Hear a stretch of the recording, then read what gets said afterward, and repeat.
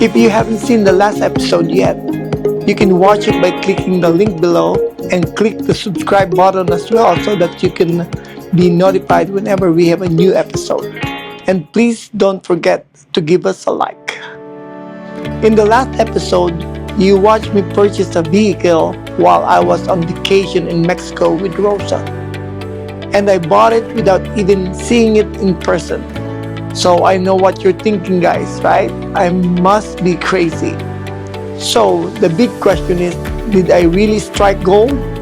Or I just bought a $2,500 paperweight? Well, that's what we are going to find out in this episode. So let's start at the front end, because this is where the accident happened. Yes, this double cab had an accident, and the seller did not mention that in his ad. And I did not ask either because I already knew when I saw the photos that he sent me. It was really obvious that it had a lower frontal collision. That is why the color of the front does not match from the rest of the vehicle. That's also the reason why it has a salvage title. They found a donor vehicle, cut the whole front end, and replaced the damaged one with it. If you look closely in the side of the windshield column, you will see where they cut the replacement front end. You can also see the cut at the dogleg area.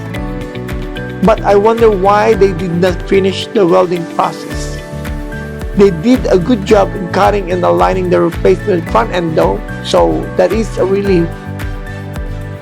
And the donor front end is in good condition except for some rust at the bottom. Some other surface rust and dings in a few spots, but nothing really major. So besides finishing the welding, I am going to need an emblem, a windshield, a grille, headlights, signal lights, wipers, and a bumper. The passenger side looks good from 10 feet away, except for the dent below the rear door and a rust spot between the cab and the gate. If I zoom in, you can see the rust spot that I am talking about. And you can also see some spider cracking on the paint, which is not a good sign. This is not the first time I have seen this, so I am preparing myself to deal with this later. The side gate looks good from the outside, but when I open it, I can see that it's rusted through on both areas where the hinges are connected. And yes, that is the original damaged front end on the bed. The outside rear end is actually very nice. Just a couple of small dents and a lightly bent rear valance. Rear gate looked good from the outside and just surface rust on the inside. All lights are present, but I will also need a rear bumper. The driver's side is not that bad either, but one thing that is not normal is the location of the antenna. The right location for that is at the front and on the right side, so I will have to relocate that to the original location.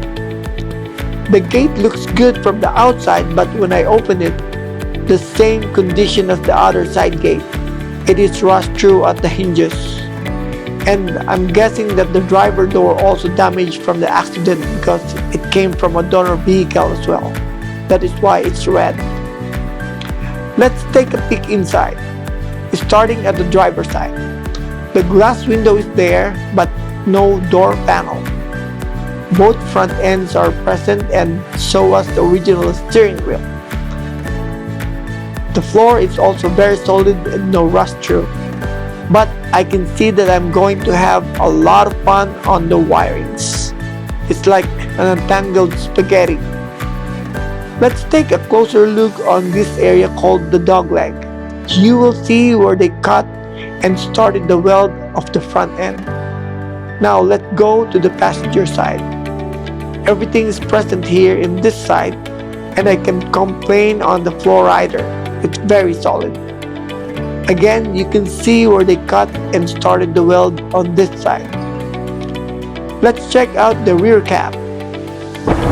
As I opened it, I knew right away that the seat is not the original one. And I am really disappointed because I know that it's very hard to find. So it will cost me a fortune to get one, and that is if I can find one. On the brighter side, the pedestal is there, which is also very hard to come by. The headliner is there, but very old.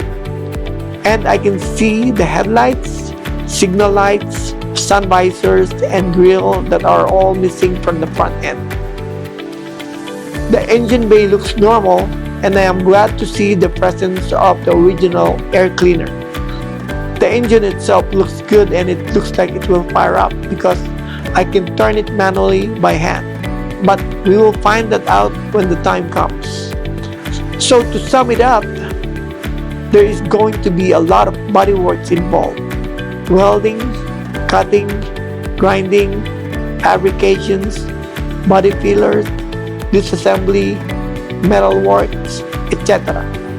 So if I will send this to a body shop, I better have a very deep pocket because it will be very expensive. Here in the USA, especially in California, car parts are expensive, but the labor is even more expensive. Well, lucky for me, I have all the tools and equipment that I need, so I can do all of them by myself. This is actually not the first time I work with the same problem. Remember, I mentioned that I owned other vehicles before, and I actually did a full restoration on one of them, which is I won second place in a car show, and that was the Volkswagen Safari or thing. So when I saw the ad of this double cab, I already knew what I'm getting into. But just for the sake of argument, if I actually send this to a body shop, at that time when I got it, which is 2013, my own total estimate for the whole job was around $3,000 to $5,000. So this double cab will be worth a maximum of below $8,000, which is still a very good deal. So I think it's safe to say that without a doubt, I really struck gold.